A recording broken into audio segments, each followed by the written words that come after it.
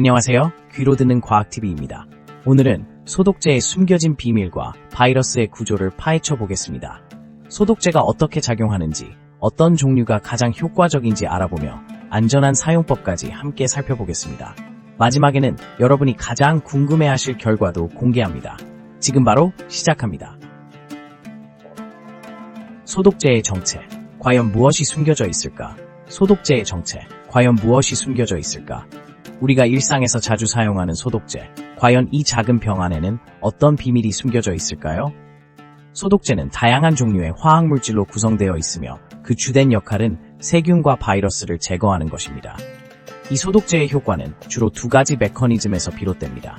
첫 번째는 세포막 파괴입니다. 대부분의 세균과 바이러스는 세포막으로 둘러싸여 있는데 소독제의 성분이 이 세포막을 공격하여 파괴함으로써 미생물의 생명력을 떨어뜨립니다.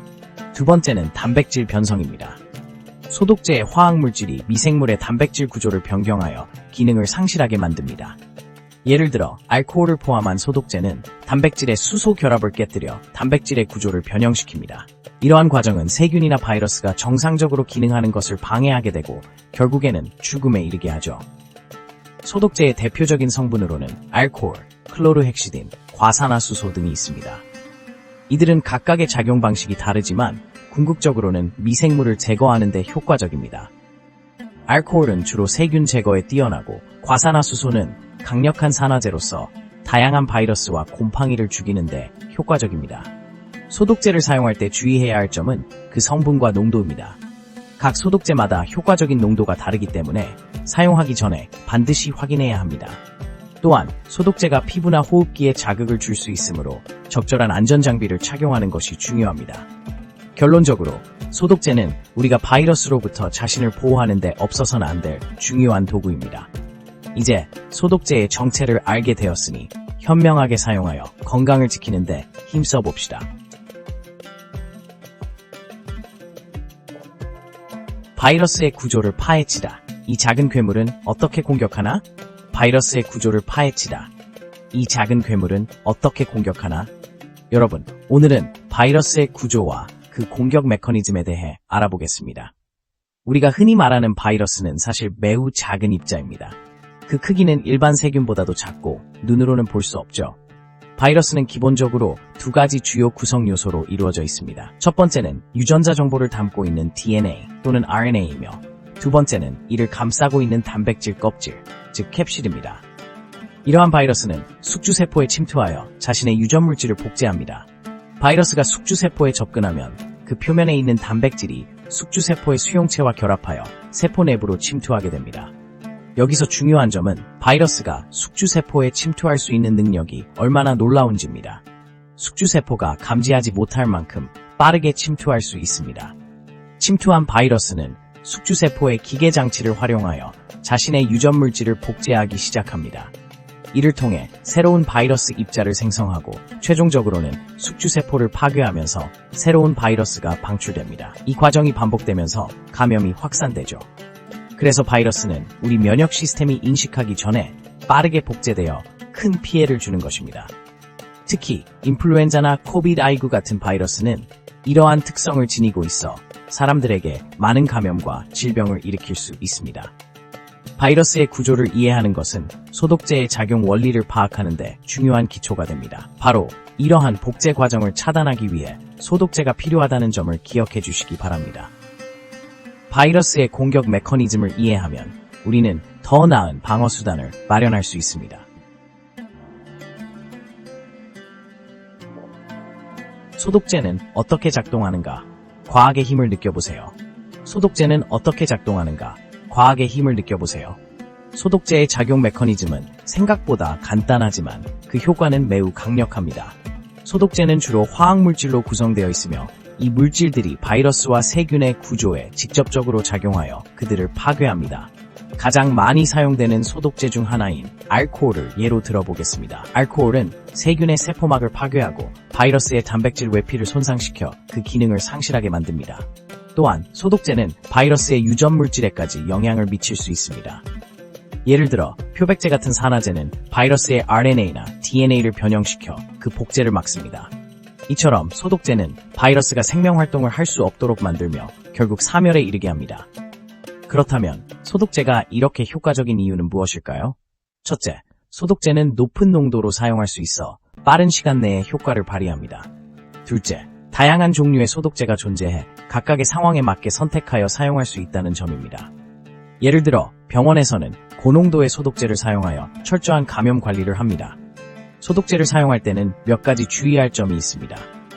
먼저 소독제를 사용할 표면이 깨끗해야 최적의 효과를 볼 수 있습니다. 먼지나 오염물이 있으면 소독제가 제대로 작용하지 않을 수 있습니다. 또한 사용 후에는 적절한 시간 동안 그 표면이 건조되도록 해야 합니다. 특히 알코올 기반 소독제는 휘발성이 높아 금방 증발해 버리기 때문에 사용 후에도 충분한 시간이 필요합니다. 마지막으로 소독제를 사용할 때는 반드시 안전장비를 착용해야 합니다. 소독제가 피부나 눈에 닿지 않도록 주의하고 사용 후에는 반드시 손을 씻어야 합니다. 이러한 기본 수칙을 지킨다면 소독제의 힘을 최대한 발휘하여 바이러스로부터 우리의 안전을 지킬 수 있을 것입니다. 과학의 힘이 우리를 보호하는 방법, 이제 여러분도 알게 되었죠?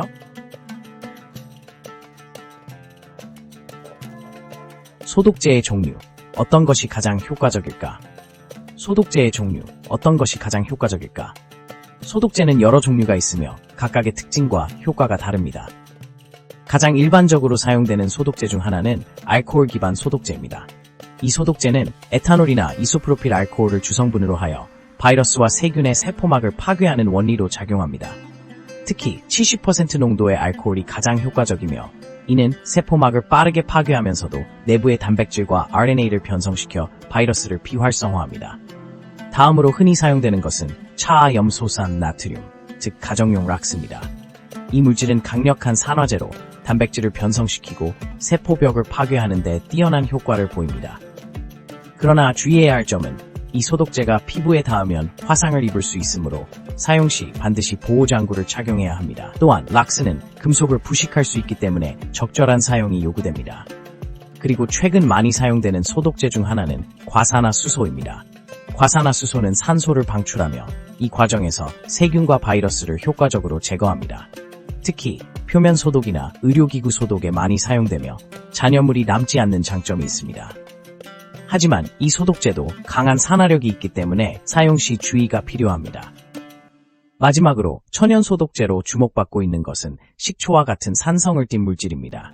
식초는 특정 세균에 대해 소독 효과를 보이며 화학 성분에 민감한 사람들에게 비접촉형 대안이 될 수 있습니다. 그러나 강력한 바이러스나 세균에 대해선 그 효과가 제한적일 수 있으니 주의해야 합니다. 이처럼 각기 다른 소독제의 특성과 장단점이 있으므로 상황에 맞는 소독제를 선택하는 것이 중요합니다. 바이러스 제거에 있어선 그 효과성과 안전성을 고려하여 적절한 제품을 사용하는 것이 필수적입니다. 안전한 사용법. 소독제를 사용할 때 꼭 알아야 할 점은 무엇일까요? 첫 번째로 사용하기 전에는 항상 제품의 라벨을 확인해야 합니다. 소독제마다 권장 사용 방법과 희석 비율이 다르기 때문에 이를 무시하면 효과가 감소할 수 있습니다. 특히 농도가 높은 소독제를 사용할 경우 피부나 눈에 닿지 않도록 주의가 필요합니다. 두 번째로 안전한 사용을 위해 통풍이 잘 되는 곳에서 작업해야 합니다. 많은 소독제는 휘발성이 강한 화학물질을 포함하고 있어 밀폐된 공간에서 사용하면 호흡기 건강에 해로울 수 있습니다. 따라서 창문을 열거나 환풍기를 켜두는 것이 좋습니다. 세 번째로 소독제를 사용할 때는 반드시 개인 보호장구를 착용해야 합니다. 장갑, 마스크, 그리고 눈 보호 장비를 사용하는 것이 좋습니다. 이는 화학물질에 의한 피부 자극이나 호흡기 문제를 예방하는 데 도움을 줍니다. 또한 소독제를 사용할 대상의 표면 상태를 점검해야 합니다. 먼지나 오염물질이 있는 경우 소독제의 효과가 줄어들 수 있습니다. 따라서 소독하기 전에 해당 표면을 깨끗이 청소하는 것이 필수적입니다.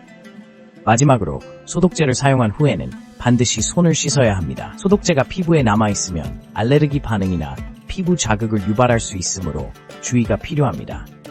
손 씻는 것이 가장 기본적인 위생 관리라는 점을 잊지 마세요.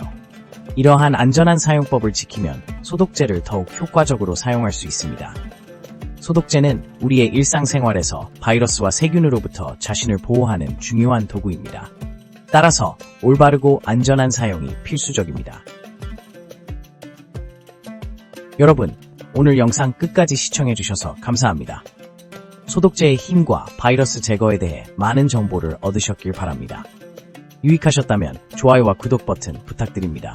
앞으로도 더 흥미로운 과학 이야기로 찾아뵙겠습니다. 감사합니다.